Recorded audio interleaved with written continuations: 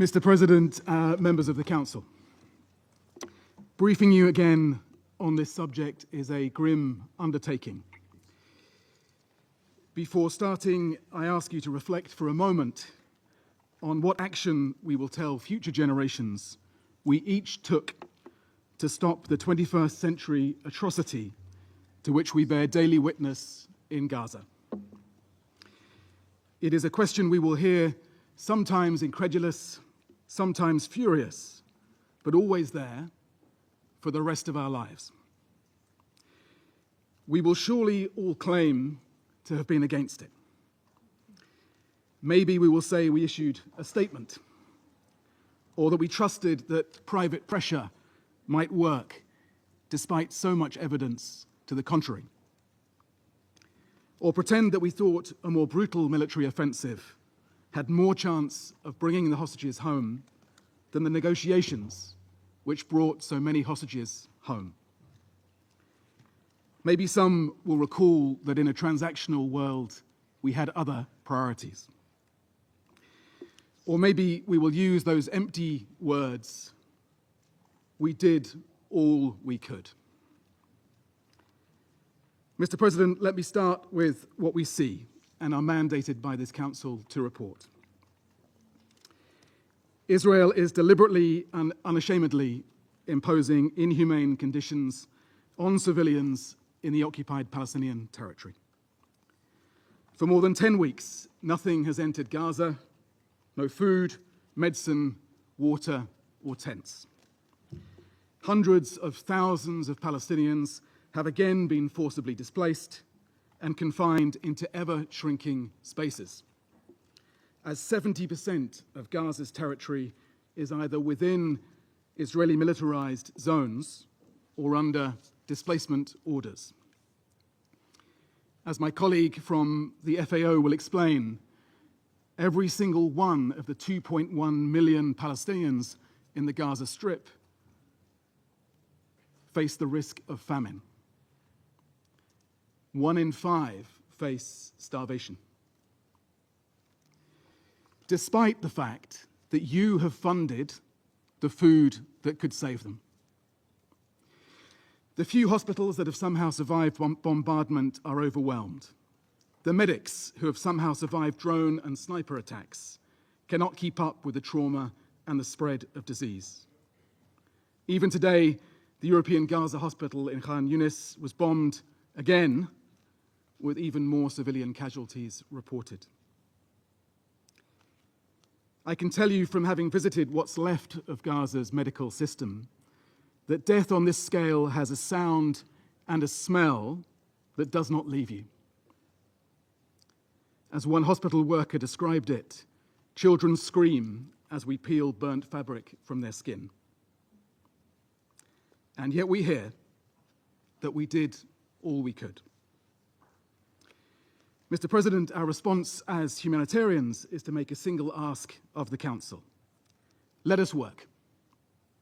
The UN and our partners are desperate to resume humanitarian aid at scale across Gaza in line with the fundamental principles of humanity, impartiality, independence, and neutrality.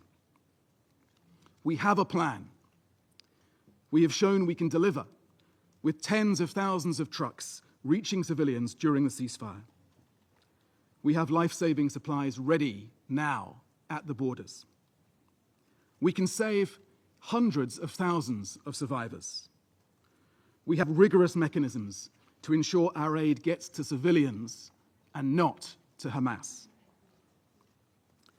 But Israel denies us access, placing the objective of depopulating Gaza before the lives of civilians. It is bad enough that the blockade continues. How do you react when Israeli ministers boast of it? Or when attacks on humanitarian workers and violations of the UN's privileges and immunities continue, along with restrictions on international and non-governmental organizations? Mr. President, this Council has adopted resolutions that demand all parties to the conflict comply with international humanitarian law and protection of civilians, including humanitarian personnel. a reminder that Israel also has clear obligations under international humanitarian law.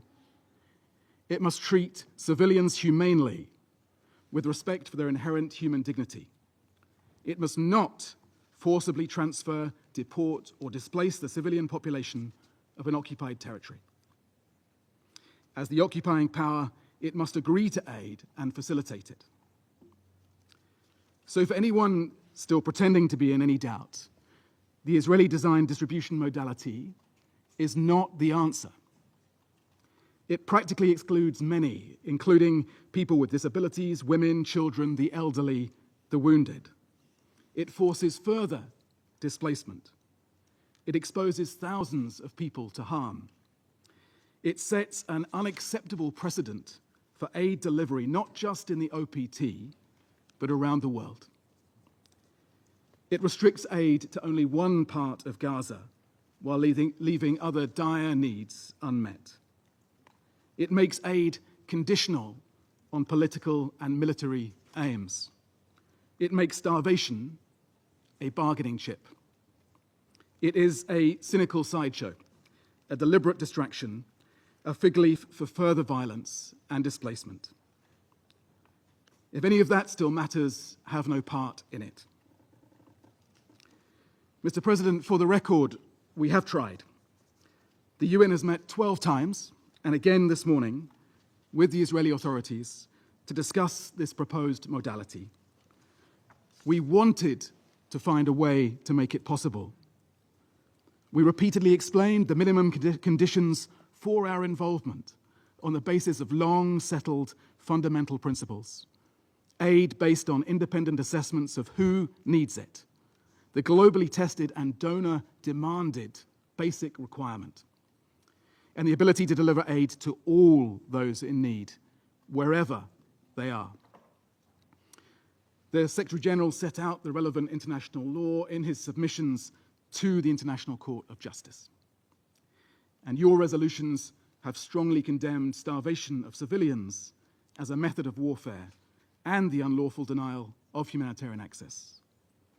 Resolution 2417 demands the Council's full attention to widespread conflict-induced food insecurity. Mr. President, it's not just Gaza. Appalling violence is also increasing in the West Bank, where the situation is the worst in decades. The use of heavy weaponry, military methods of war, excessive force, forcible displacement, demolitions, and movement restrictions. Ongoing illegal settlement expansion. Entire communities destroyed, refugee camps depopulated. Settlements expanding, and settler violence continuing at alarming levels. Sometimes with the support of Israeli forces. Recently, settlers abducted a 13-year-old girl and her 3-year-old brother. They were found tied to a tree. Do we also say to them that we did all we could? Mr. President, there is, I fear, a broader context here. For the past 19 months, Palestinian journalists, civil society, and individuals have live-streamed their destruction to the world. Many have been targeted and killed for their testimony. And during this time, international aid workers have been the only international civilian presence in Gaza, watching and reporting the unfolding horror. We are your eyes and your ears. And be in no doubt that we feel the weight of that responsibility to you, to the communities we serve, and to the world.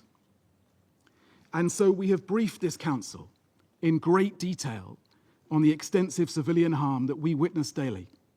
Death, injury, destruction, hunger, disease, torture, other cruel, inhuman, or degrading treatment, repeated displacement on a large scale. We have described the deliberate obstruction of aid operations and the systematic dismantling of Palestinian life and that which sustains it in Gaza. So you have that information. And now the ICJ is considering whether a genocide is taking place in Gaza. It will weigh the testimony that we have shared, But it will be too late. Recognizing the urgency, the ICJ has indicated clear provisional measures that must be implemented now. Yet they have not. Previous reviews of the UN's conduct in cases of large-scale violations of international human rights and humanitarian law, reports on Myanmar 2019, Sri Lanka 2012, Srebrenica, Rwanda, both in 1999, pointed to our collective failure to speak to the scale of violations while they were committed. So for those killed and those whose voices are silenced, what more evidence do you need now? Will you act decisively to prevent genocide and to ensure respect for international humanitarian law? Or will you say instead that we did all we could? Mr. President, this degradation of international law is corrosive and infectious. It is undermining decades of progress on rules to protect civilians from inhumanity and the violent and lawless among us who act with impunity. Humanity, the law, and reason must prevail. This Council must prevail. Demand this ends. Stop arming it. Insist on accountability. To the Israeli authorities, stop killing and injuring civilians. Lift this brutal blockade. Let humanitarians save lives. To Hamas and other armed Palestinian groups, release all hostages immediately and unconditionally. Stop putting civilians at risk during military operations. And for those who will not survive what we fear is coming, in plain sight, it will be no consolation to know that future generations will hold us in this chamber to account. But they will. And if we have not seriously done all we could, then we should fear that judgment.